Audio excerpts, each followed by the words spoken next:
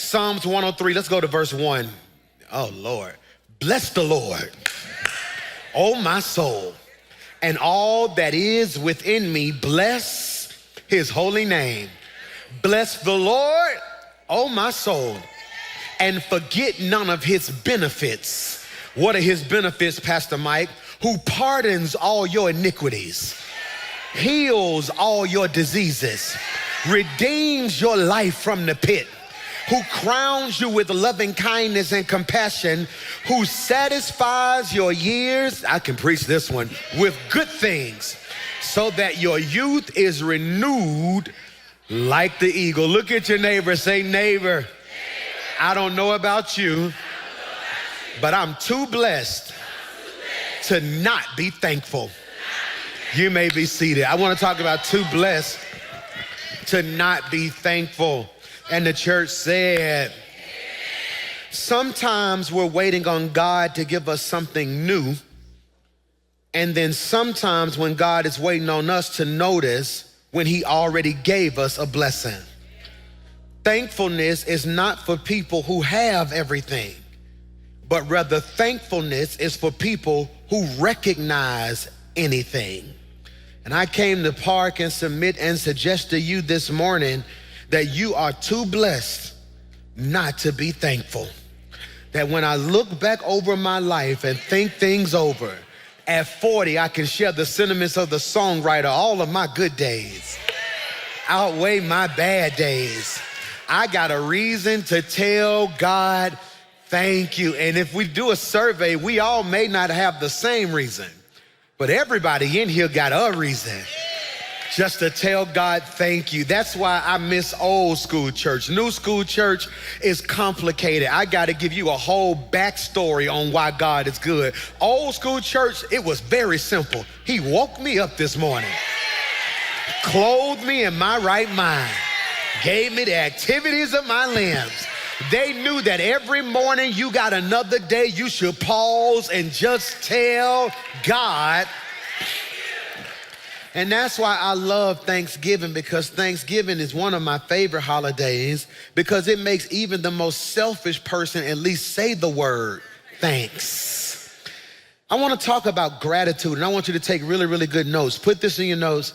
Gratitude isn't a reaction to blessings. Gratitude is the recognition of blessings. Gratitude isn't a reaction to blessings. Gratitude is the recognition of blessing. Most people think that I get the blessing, then I feel grateful. I get the blessing, then I feel grateful. But that makes gratitude a response to what you receive. Biblically, you might want to write this. Gratitude is a response to what you recognize. Gratitude isn't a response to what you receive. It's a response to what you recognize. If gratitude is only a reaction, then I only thank God when something big happens. If gratitude is only a reaction, then I only feel blessed when something new shows up. If gratitude is only a reaction, then the only time I worship is when I feel like I'm winning. But if gratitude is a recognition, it means I realize I'm blessed while I'm still in process. And I don't know who I'm preaching to, but there are two types of people sitting on your row. Some of y'all need something to happen in order for you to be grateful. But for some of us, I don't need nothing new to happen. I'm still trying to catch up with what has all. I wish I had 3 praisers at the first service who can just think back on how good God's been to you and say, here it is, if he don't do nothing else, he has already done enough. That's why I like this service a little bit more than all the other services, because at the other services, we have to pump them and pry them, and it's almost like a pep rally. Lift your hands, clap your hands, tell God thank you. But when you get up at 8 in the morning, you brought everything, but one thing you didn't leave at home is your praise. And I wish I had 7 people who can say, God, before I praise you for what you're about to do, I'm gonna take some time and praise you for what you've already done. He's already made a way out of no way, already blessed me, already covered my family, already held me together. You ought to just touch 5 people and shout, I got a reason.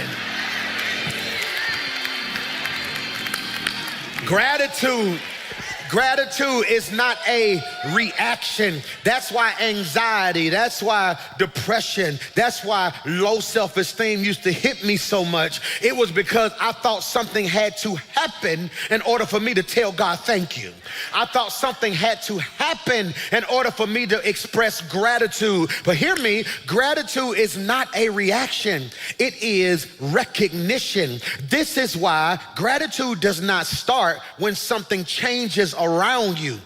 Michael, gratitude starts when something clears within you.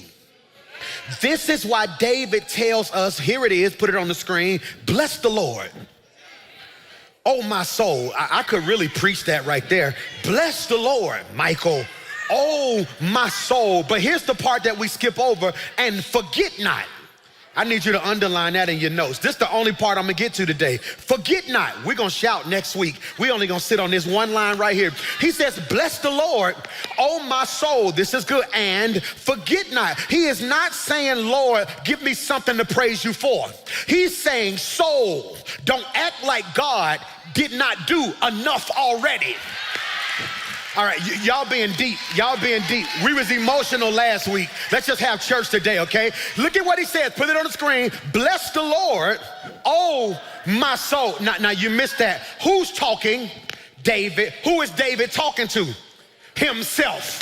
He's talking to the him within him. What is the soul, the mind, the spirit, the heart? He said, okay, I can feel depression, Michael. I can feel anxiety, Michael. I can feel me getting low. So he says, I'm gonna have a conversation with myself.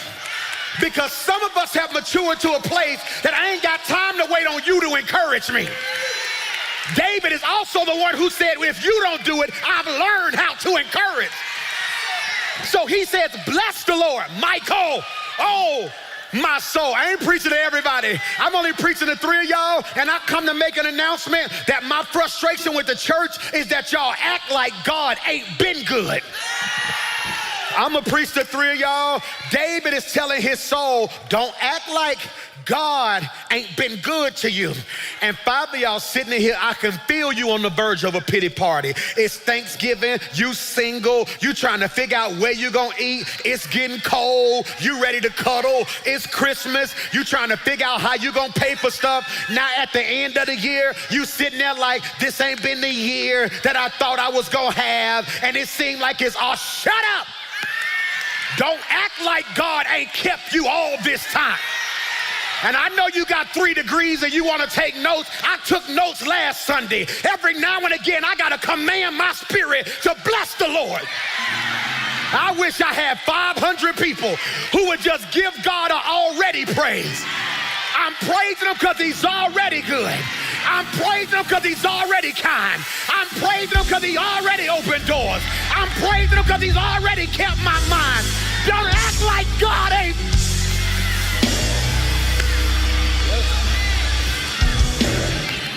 He says, bless the Lord, oh my soul. All right, I can't say this at no other service, Joe. So I say it at this one. They too young at the other service. They may not know this. They rap crazy, okay? The new school rap, I like the way it feel. I just don't know what they say. It's just too fast.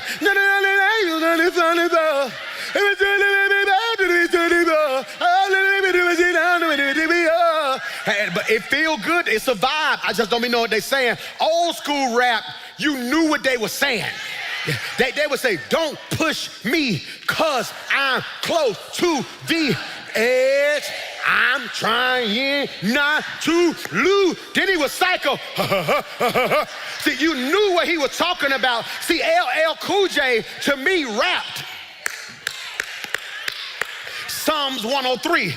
The LL Cool J, after he had been gone for a while and people were saying he wasn't who he was, he said, y'all must have forgot. Y'all don't hear what I'm talking about. And 3 of y'all gonna leave here today with a new pep in your step because you're gonna have a conversation Michael, with yourself. That's why y'all be trying to figure out, why do he be saying his own name when he be preaching? Somebody stopped me in the last city. Why you be saying your name like that? I said, because I was in a pandemic and I didn't have a church. And I was so programmed to hearing somebody say, preach, preacher. And for the first time in my life, could nobody encourage me. So I decided I would just encourage Michael. Every now and then you gotta shout your own name out and be like, Lisa, bless the Lord. Oh my. Put this in your notes. And forget. It's on the screen. It's on the screen. And forget not. If gratitude is recognition, can you put this in your notes? The enemy's job is simple. If I cannot stop God from blessing them, I will blind them so they never see it. It's very simple. If gratitude is recognition, it's not reaction. That's what I'm trying to get you to realize. If you waiting to give God gratitude, then you're gonna be waiting a long time. Gratitude is not reaction, it is recognition. In other words, what I'm telling you, baby girl, is it's some good stuff around you. You just can't see it. If I cannot stop God from blessing them, I will blind them so they never see it. The enemy can't stop God from blessing you. What does he do, Pastor Mike? Is on the screen. So he attacks your memory, your focus, and your perspective to keep you from seeing, Michael, what God already did. We having church today. Oh, we having church today. The enemy can't stop God from blessing you. So he attacks your memory, your focus, and your perspective to keep you from seeing what God already did. So what does he do, PMJ? I may not get past this part today. We'll finish it this week. He attacks your memory. If he can corrupt your memory, he can control your mood. That's good right there. That's good. If he can corrupt your memory, he can control your mood. That's why Psalms 103:2 says, forget not, at the second time he says it, all of his benefits. Why would God keep telling his people to remember and do not forget if there was not a real enemy working to make them forget? Did you catch that? I want to be very clear. The devil is working overtime to get you to forget how good God has been to you. That's why your painful memories are more vivid than your good ones. That's why you remember the mean coworkers more than you remember the joy of getting a job. That's why you remember the stress of the relationship more than the bliss of the relationship. Why is that, PMJ? Because he attacks your memory. Number one, he attacks your memory through busyness. He attacks your memory through busyness. This is good. You live so fast that you never pause to process. Let's make these screens a lot bigger for the next service team, okay? So he attacks your memory through busyness. So what does that mean, PMJ? Put it on the screen. You live so fast that you never pause to process. You live so fast that you never pause to process. So what does that mean, Pastor Mike? You rush from one answered prayer to the next. I didn't do that right. I want to say that better for your notes. You rush from one answered prayer to the next problem. You don't pause to process what God has done. So God opens a door for you, and then you're on to the next situation you need him to fix, instead of stopping to realize how he just fixed what you was just stressing over. Are you hearing me today? This is really good. So hear me when I say this. Here it is. You move from one breakthrough to the next battle. So your life is blessed, but your mind is blank. A powerful biblical picture of living so fast you never pause to process is Martha in Luke 10:38-42. It's on the screen. But the Lord answered and said to her, Martha, Martha, You are worried and bothered about so many things. Look at verse 42. But only one thing is necessary. For Mary has chosen the good part, which shall not be taken away from her. Martha loved Jesus, but she was moving too fast to notice him. She wasn't in sin. She wasn't in rebellion. She was just busy. She was doing a good thing, but going at such a pace that she missed the God moment.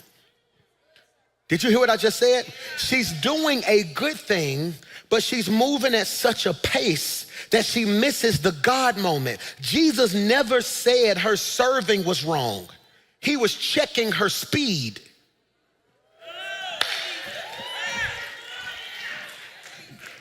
Jesus never said her serving was wrong. He was checking her speed. I'm gonna say this and three of y'all gonna receive it if you hear me in the spirit. Your problem ain't what you doing, it's how fast you moving. I don't think you heard what I just said. Your problem isn't what you're doing, it's how fast you're moving. See, Martha represents people who, put this in your notes, pour out so much. Pour out so much that they never get poured into. Let's put all of those on a separate slide next service, okay? So Martha represents people who pour out so much that they never get poured into. That can preach the three of y'all. My sermon almost over. I got baptism today. I can't preach the whole sermon because the two other services won't get it, so I got to keep everybody on the same curriculum schedule, okay? So Martha represents people who pour out so much, but they never get poured into. I used to feel like it was a badge of honor that I did all of the pouring until I realized I was empty. I'm gonna say this again. I'm gonna say this again. Whoever went and bought some juice from the store and the juice hit? Anybody? I'm talking about the juice hit. All right, the juice hit. All right, I'm gonna take y'all way back, okay? All right, the juice ain't hit if you had to screw the top off. I'm talking about that juice where you had to open it like a milk carton.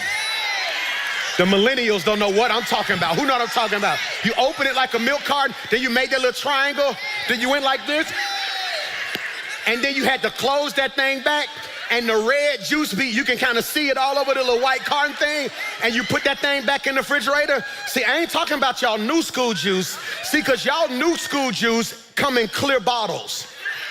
All right, no, see, there are two types of people. Some of y'all are clear bottle people. Some of y'all are old carton people. See, the clear bottle people, everybody around you can tell you running low because you tell them and show them everything. Some of us are so guarded that people don't know we empty till they try to come get something else from us. And what do people do with empty cartons? They throw them away.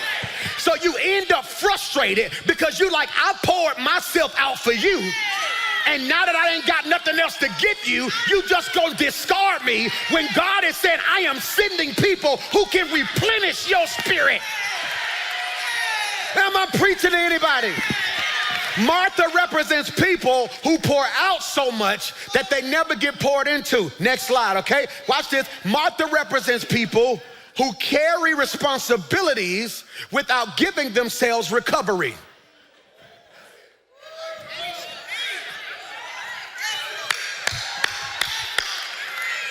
Martha represents people, thank y'all so much, who carry responsibilities without giving themselves recovery. I'm gonna say this. I wish I had time to unpack all this, okay? I am so proud of you for how much you carry. But the question now has to be asked, when are you gonna recover?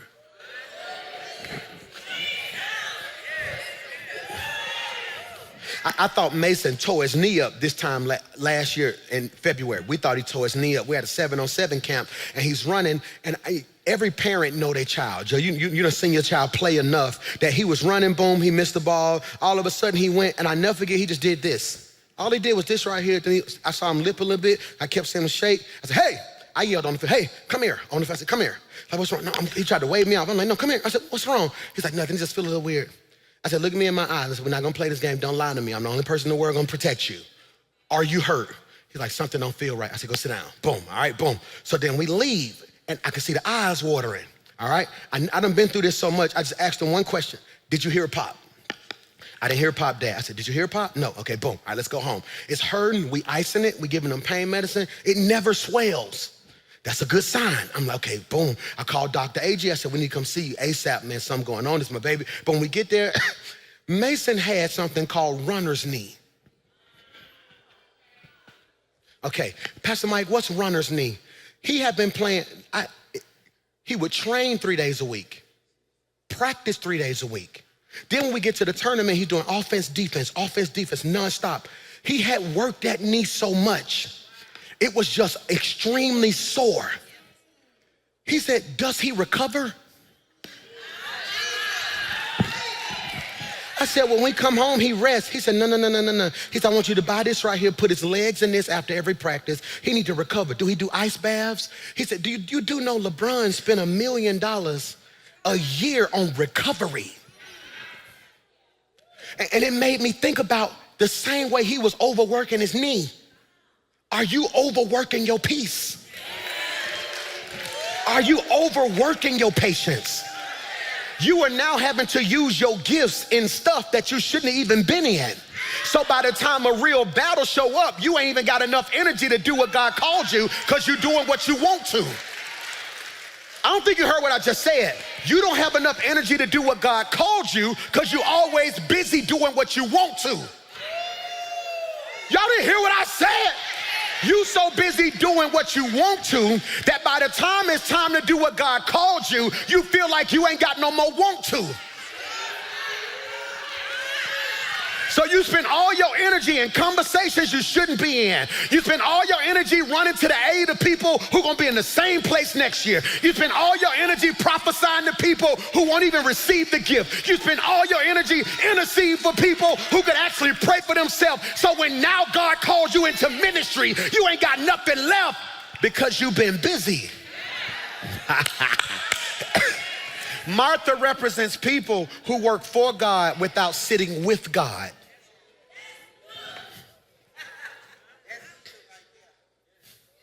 Martha represents people who stay busy, listen to me, so they don't have to feel what's going on the inside.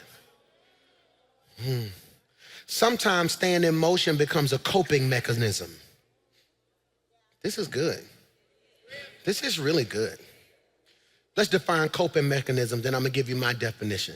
The definition of coping mechanism is the habits, behaviors, or thought patterns we use to deal with stress, pain, disappointment, or pressure. Take really good notes. I only have 2 more pages.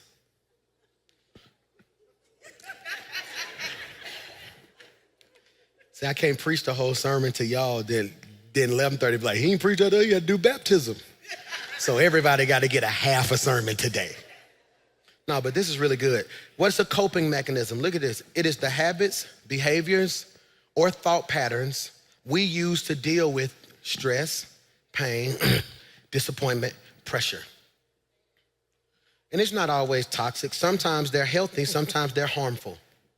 Pastor Mike, what's a coping mechanism you have in your life, honestly, when stuff gets stressful? I play PlayStation. I know that sounds so funny, but every time I've ever needed to hear God, I was playing the game. I cut the volume down. It's like my family even know it. I get on the game and I just play. No music. I don't even hear the sound. I just start playing. And it's almost like clockwork. It's like my brain shut off and I just start hearing stuff. What's another coping mechanism that's not harmful? I like going to water. You know? I go to Gulf Shore somewhere and we just get on that water. We just sit there and I get to thinking. What's another coping mechanism you have that might be harmful? I eat.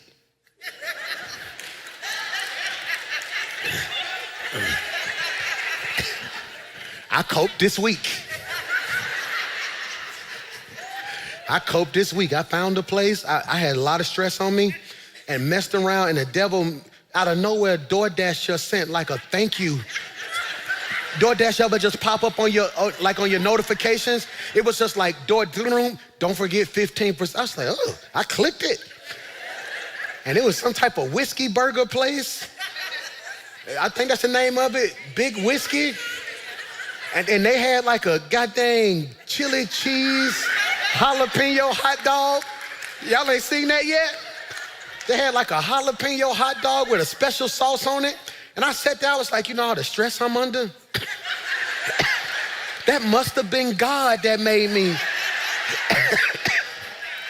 I ordered 2 of them things with some chili cheese fries. Ask me what I did when they got there. Then I go on TikTok and I see the lady eating the. So I took the chili cheese fries, put that on top of the hot dog. I squished it together. I started coping.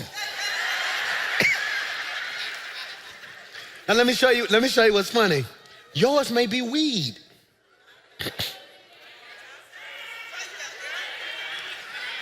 I be setting y'all up so smooth. Y'all be like, ha, ha, ha. Yours may be, I need to get a drink.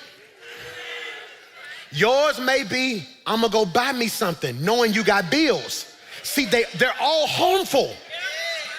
Yeah. See, diabetes gonna get me if I don't stop. Weed is illegal. Alcohol, you can become drunk. You wasting your money to feel better when you know you got bills. We all use different things to cope. Either way, they're what we run to when life get heavy. So what's PMJ's definition? A coping mechanism is the strategy our soul adopts to survive a season it was never meant to live in permanently. That's heavy. That's heavy. A coping mechanism is the strategy our soul adopts to survive a season it was never meant to live in permanently. It's the bridge we build to get through a moment of pain, but it becomes a burden when we make it a lifestyle. You wanna know the most harmless coping mechanism I have that can become harmful? My kids. When I get low, I just love being around. Like, I can't explain the joy. I wouldn't want to do anything else in the world. Riding 3.5 hours with Mason in the van, and we going to school, and he's just in there sleep. I just watched him sleep. I had fun just watching him sleep. Just watching this big old boy. I started going through my phone like, how did this little dude become this big old boy? And you just start going through your phones and going through different things like that, and you're looking at stuff. So then we get there, and I record everything. And he get out the van and we walk in, and then we get there and he just walking around like, Mace, looking at we looking at the college stuff, and we get to the football thing and we get to the line. And so now I'm teaching him how to be independent. I said, when we get to that table, I'm not talking. You got to talk. They're going to ask you, you stand there, you do so-and-so. I'm going to stand over here. You tell me, hey, Mason McClure, got my father with me, got Kawan Mitchell with me, so-and-so, so-and-so. We get our little name bad. I'm just watching. And then we get on the game. See, me and like all my kids, we got different relationships. Me and Mace, we get on that game. Me and Mike, we talk bowling. Me and Xander just trip out. We went to a football game Friday. Just me and Xander just watching the game. See, that's harmless. It becomes harmful when now I override their world so I can feel good. When you in their relationship too much because you scared you gonna lose them. What am I trying to show you? Anything that's harmless, if overdone, can be harm. So what am I trying to get you to realize? PMJ's definition, a coping mechanism is the strategy our soul adopts to survive a season it was never meant to live in permanently. Coping mechanisms don't always scream sin. Sometimes they whisper substitution. So technically, I'm on that game, and being on my game ain't a sin, but I am subconsciously substituting prayer for the game. The game for prayer. See, it's substitution. So what really happens is I'm unsure. So what I probably should do is go to God in prayer. But so I substitute a spiritual thing for a natural thing. So hear me when I say this, they give relief. What's the problem, PMJ? You might want to write this. But they never deliver restoration. If we don't heal what hurt us, we will normalize what numbed us. Do I need to say that again? If we don't heal what hurt us, we will normalize what numbed us. Here's a word for someone. Put this in your notes, it's very deep. Slow down. Slow down. Slow down. I took those 8-9 weeks off of church, off of life, really. I want to slow down. My baby's healthy. I said, you know what? God, I'm gonna practice it before I preach it. I said, I'm gonna slow down. What if you lose money? I'm gonna slow down. God will restore it. What if you ain't hot by the time you get back? God will restore it. What if ain't no members left? God will restore it. I'm not gonna make y'all my coping mechanism. So what does slowing down mean, Pastor Mike? Put this in your notes. Slowing down means refusing to live at a pace that constantly outruns your peace. Slowing down means I refuse to live at a pace that constantly outruns my peace. Jill, I had to fix that. I was always on to the next Goliath. God would bring me out of something, then I'd just get into something else. God would open a door, then I'd get into something else. God would help me get over this mountain, I would run to another one. And after a while, I never forget my friend Pastor 83 said something to me that blessed me. He said, I think you're addicted to pain. He said it joking. He's like, I think you're addicted to pain. I said, what you mean? He said, every time I talk to you, it's like you trying to fight something else. He was like, you'll call me and be like, boy, you ain't gonna guess this. We just got to church. And I'll be like, oh, then you'll call me back 3 days later. I'm gonna fix all of it in 5 months. Watch what God do. And I'll be like, bruh, just sit still and just be grateful he got it. Then I call him again. I'm finna change the world in 36 days. Watch this. I'm gonna baptize 500 people in 45 minutes. And he was like, bro, you always moving at a pace that moves faster than your peace. Okay, I like practical. My brother preached this way better. He'll preach this part way better. I want you to catch this. I want you to do me a favor, okay? Who's ever had a phone that was about to die? All right, put your hand down. Who's ever had a phone that's about to die and you put it on the charger? Put your hand down. Who's ever had a phone that was about to die, you put it on the charger, but the charger wasn't close to where you could sit? Who's ever had a phone that was about to die, you put it on the charger, but the charger went where you were sitting, and then you looked over at it and wanted to do something, so then you just ran over there and stood by the charger. But your legs get tired, so what you do? Take it off the charger and then try to what? Get back on your phone. Therefore, you now are caught in a cycle.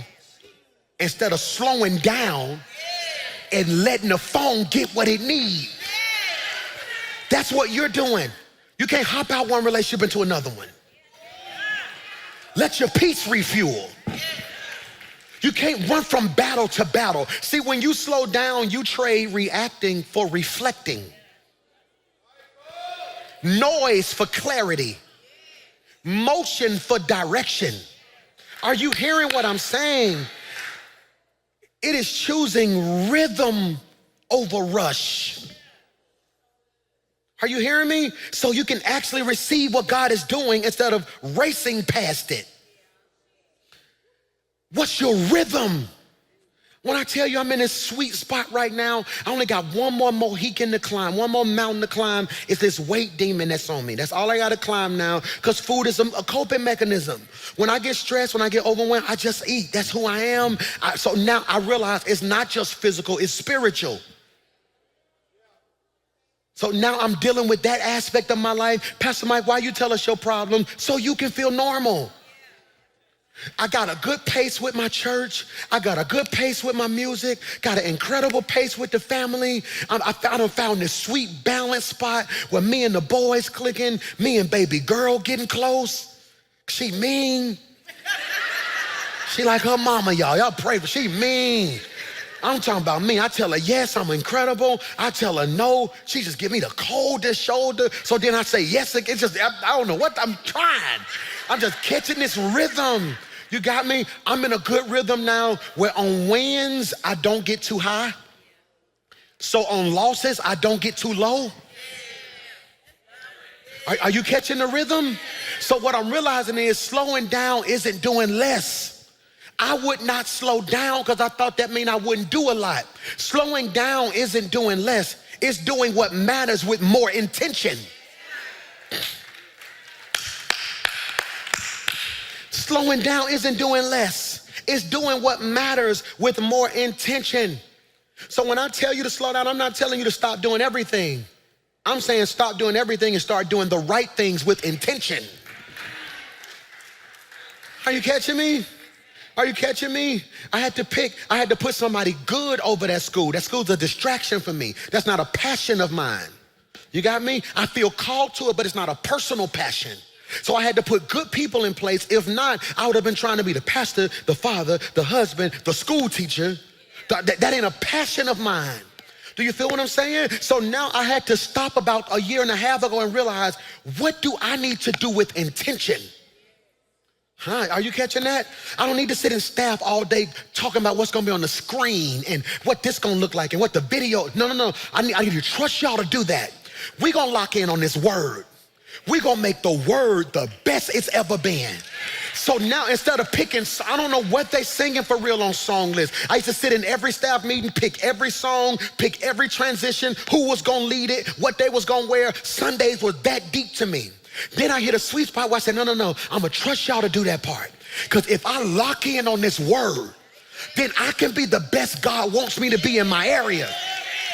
What I'm telling you is, you may offend some people over the next 3 weeks, but you need to stop being everything to everyone and start being the right thing to the right ones. Am I saying anything that can help you? So what does that look like? I gotta go. Spiritually slowing down looks like breathing room for God to speak. Spiritually slowing down is just finding room for God to speak. I need to find room. What day is your day where you cut that phone and I need God to speak? Do not disturb. You know what? One thing I'm gonna do is on my Tuesdays, my commute to work and from work, no phone, no music. See, don't be deep. Well, I'm gonna take me 3 days to, no, you ain't got time to do it. You got kids, you got life, you got bills. Let's not play.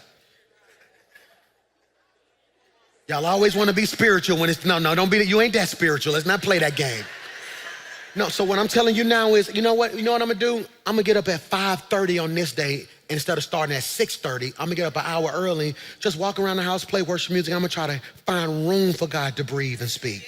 Number two, what is it? Emotionally slowing down looks like giving yourself space to feel and heal.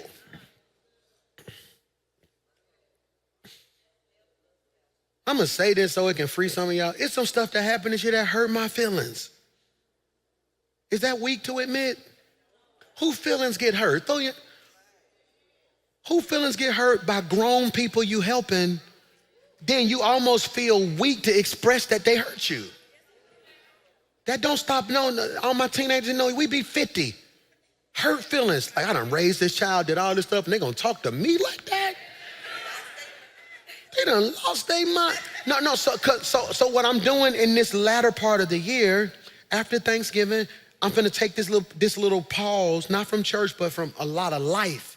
So right now, the song I'm trying to have out by January, we're at the part of mix and mastering that. The plan for the first quarter, where I want the staff to be, where I want the church to be. I'm trying to have all that wrapped the week after Thanksgiving. So when December hits, I need a couple days to feel. You might want to put this in your notes. It's so simple what I'm finna say, but I'm gonna always tell you what I'm gonna do. I'm picking, I think, like December 4th as a cry day. That's real. Like December 4th. I'm fluctuating between December 4th and December 6th. I'm gonna pick a day where I probably don't even need to say this publicly in the church. I'm gonna just say it. I'm picking a talk stuff day.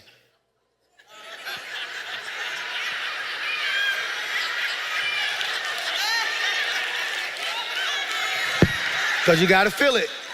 Do y'all want me to be fake or you want me to be real? So I'm picking a day where I'm gonna get with the person I trust the most, people I trust the most, and I'm gonna let it out. And so-and-so, this so-and-so, so-and-so. Truth is, I almost hauled off. I'm gonna talk. Because I need to get it out of my system. I'm being honest with you, that stuff just, it'll sit in you, and you'll look up and out of nowhere, you'll be popping it. Like, you just, so hear me, so I'm gonna have a day where, it's gonna be a 3-day experience for me. I'm gonna talk my stuff one day, I'm gonna cry the next day, then that third day, I'm gonna give it to God. How am I gonna give it to God, Pastor Mike? I'm gonna write my letter.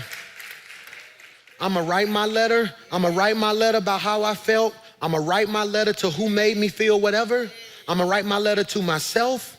Then I got this little thing I bought from Walmart, this little fire pit that's like $20-something, a little small fire pit. I'm gonna put me a little log in it. I'm gonna burn that letter because it ain't for them. And that's gonna be my way of giving that back to God. You catch me? We should have did an encounter to end the year.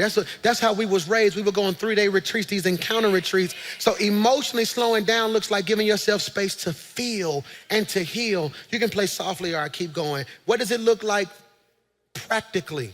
Practically slowing down looks like choosing priorities over purpose instead of allowing pressure to choose for you. It looks like slowing down, looks like choosing priorities over purpose instead of allowing pressure to choose for you. If I'm being honest, for some of us, we need to slow down because pressure is making all our picks. We always last minute. We always rushing. It's always a deadline we created. So what happens, Pastor Mike, at the last minute, the pressure makes you pick. No, I can't be with y'all right now. I gotta get this done. I gotta get. See, when you slow down, you don't lose time, you redeem it. Pastor Mike, how do I redeem time when I slow down? Because when your soul catches up with your schedule, everything gets back in focus. I don't think you realize how heavy of a statement that was I just made. I want your soul to catch up with your schedule. When that happens, everything gonna start working again. Focus, gratitude, creativity, faith, and strength. That's why those weeks I took off of church, to me, that was the first time I ever really told everybody no. Because normally when I take 4 weeks off of church, I'm still doing music and traveling. Or when I stop doing music, I'm going crazy hard with preaching. So everybody had to feel it. Management teams was mad, promoters was mad, concert venues was mad. God bless y'all. I really heard the Lord say, slow down. Slow down. If you really want to know my formula for slowing down, every time God does something that I did not expect or exceeded all my expectations, I stop. If he exceeded my expectation, that means he exceeded my maturity. So going to that award show and winning all 9 of them awards when I didn't think we was gonna get nothing really, and then having all that praise and going to this TV show and they telling you the best thing in the world. So then I'm walking through every event and they shaking my hand saying you the next big thing and you the greatest. No, I gotta stop. I'm not going back on the road so people, I can go to every city and they can tell me I'm all, so now it's feeding into my ego. No. You know what I'm gonna do? I'm gonna go home, take out trash. I'm gonna get in the carpool line. I'm gonna go dark long enough for all that praise to die so I can make sure I keep my heart and my integrity intact. You catch that? Father, I pray Psalms 103 over their life. Bless the Lord, oh my soul, and don't let us forget any of your benefits. Give us the spiritual maturity to slow down long enough for you to be everything that we need to be, God. I thank you right now for an incredible year. Yes, there were highs and lows, sometimes more lows than highs, but we're still here. God, I could have been dead sleeping in my grave. God, we could be outdoors, but God, you kept your hand on our life. So God, I thank you for being God and God all by yourself. All of you and none of us. It's in Jesus' name we pray, and everybody said,